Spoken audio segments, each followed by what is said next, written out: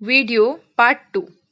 तो first world war का and होता है ऑटोमन एम्पायर की हार से, जिसमें ऑटोमन एम्पायर और इस्लामिक वर्ल्ड के मतलब खिलाफत कमेटी के बीच में एक पीस ट्रीटी साइन कराई जाती है।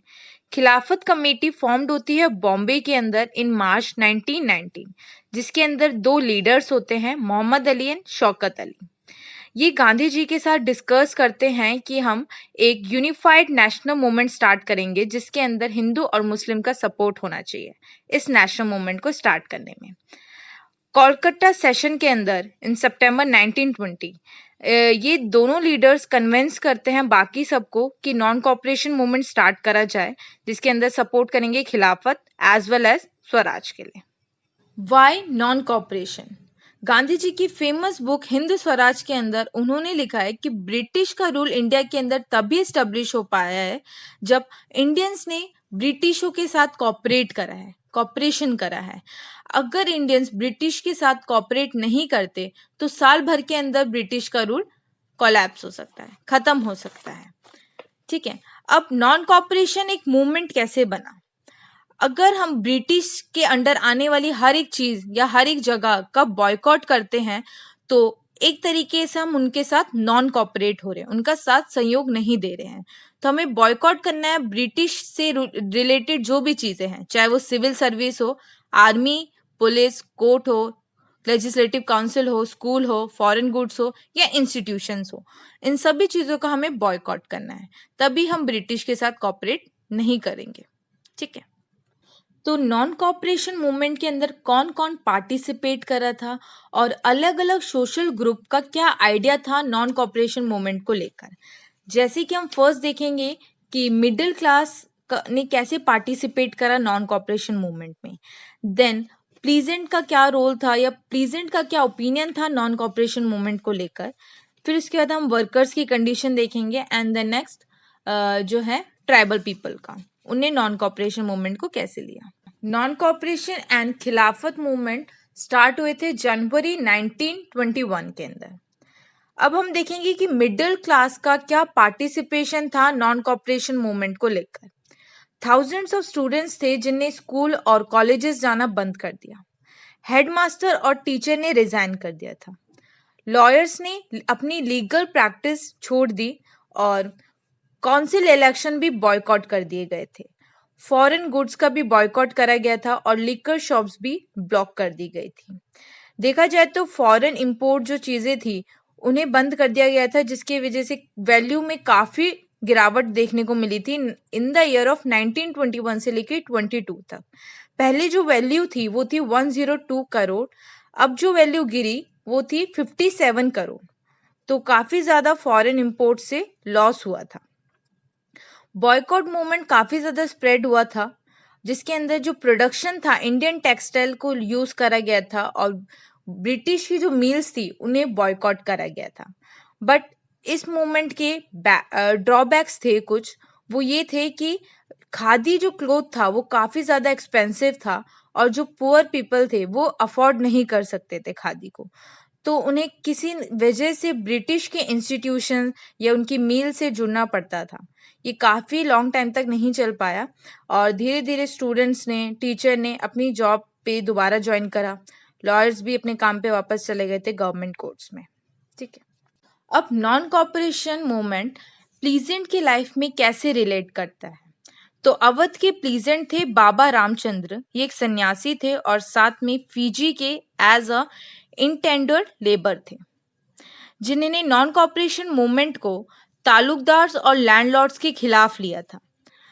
प्लीजेंट पे होने वाले हाई रेंट और काफ़ी सारी प्रॉब्लम थी जो उन्हें फेस करनी पड़ती थी, जैसे कि बैगर वो चीज़ थी जिसके अंदर प्लीजेंट को फोर्सफुली काम कराया जाता था और उस काम के उन्हें पैसे भी नहीं मिलते थे, पेमेंट नहीं देते थे लैंडलॉर्ड्स। ठीक है, तो प्लीजेंट की यहाँ पर डिमांड थी कि रेवेन्यू को कम कर दिया जाए और बैगर जैसी चीज़ों को एब्लॉश कर दिया जाए। तो यहाँ पर वो बॉयकॉट करते हैं लैंडलॉर्ड के ऑपरेसिव रूल पे।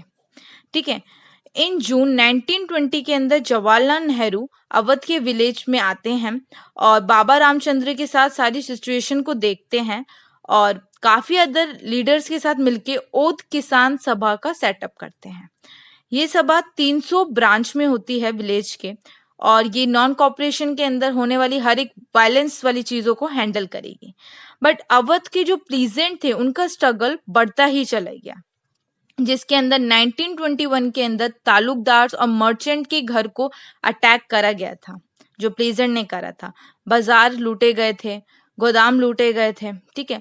लोकल लीडर्स जो थे वो प्लीजेंट के साथ, प्लीजेंट उन्हें ये कह रहे थे कि गांधी जी ने डिक्लेयर करा है कि टैक्सेस हम कोई भी पे नहीं करेंगे और हमें लैंड रीडिस्ट्रीब्यूट कर दें, ठीक है, पुअर्स को लैंड देना चाहिए।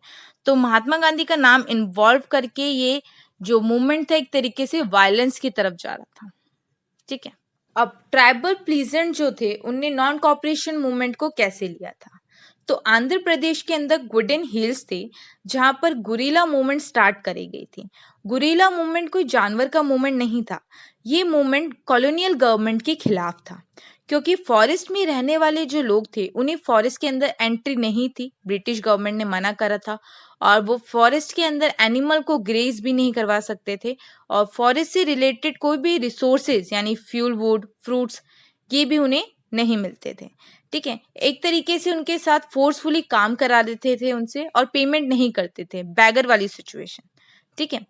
अलूरी सीताराम राजू वो महात्मा गांधी जी से काफी इंस्पायर था, ठीक है, और वो फॉरेस्ट में रहने वाले लोगों को एक तरीके से गुरिल्ला मूवमेंट करने के लिए इंस्पायर करता है, खादी के कपड़े पहनने के लिए लोगों को कहता है। बट उसका कहना ये था कि हमें फोर्स का यूज करना चाहिए, क्योंकि नॉन वायलेंस होके हम नहीं जीत सकते कॉलोनियल गवर्नमेंट से। तो वो क्या करता है, पुलिस स्टेशन पे अटैक करता है, ब्रिटिश के ऑफिशियल्स को भी किल करते हैं, और साथ में 1924 के अंदर राजू पकड़ा जाता है। बट उसकी इमेज हीरो वाली लोगों के सामने दिखती है, ठीक है। अब प्लांटेशन वर्कर्स ने नॉन कॉपरेशन मूवमेंट को कैसे लिया था, ठीक है।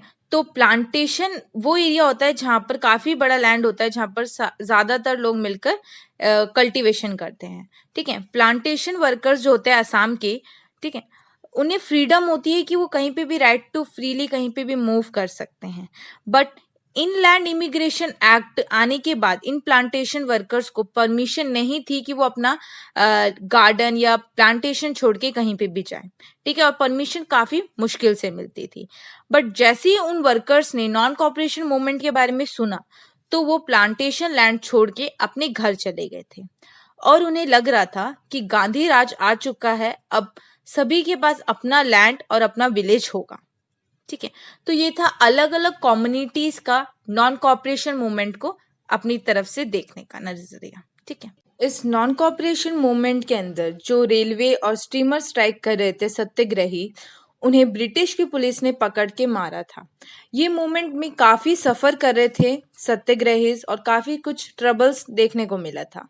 गांधी जी के नाम पर स्लोगन्स बनाई जा रही थी, स्वतंत्रता भारत करके, और ऐसे इंसिडेंट्स या ऐसे मूवमेंट को वायलेंस की तरफ लेके जा रहे थे सत्याग्रही। जैसे कि चौरा चौरी में इन 1922 के अंदर इन गोरखपुर एक पीसफुल डेमोन्स्ट्रेशन हुआ था, बाजार के अंदर बाजार लूटे गए थे, काफी ज्यादा वायलेंट क्लैश हुआ था पुलिस के साथ। इस इंसिडेंट्स के बाद महात्मा गांधी जी ने नॉन कॉपरेशन मूवमेंट को कॉल्ड ऑफ बंद कर दिया था, क्योंकि जो गांधी जी के सपोर्टर्स थे या सत्याग्रही थे जो ये वायलेंस में होकर मूवमेंट को कर रहे थे, उसके लिए क्या था, सबसे पहले जो सत्याग्रही थे उन्हें प्रॉपर ट्रेन करना था कि ये मास स्ट्रगल हमें नॉन वायलेंस होकर लड़ना है ब्रिटिश के खिलाफ। तो नेक्स्ट वीडियो में हम सिविल डिसोबीडियंस मूवमेंट और नमक के लिए जो सॉल्ट मार्च लड़ाई करी गई थी वो हम देखेंगे।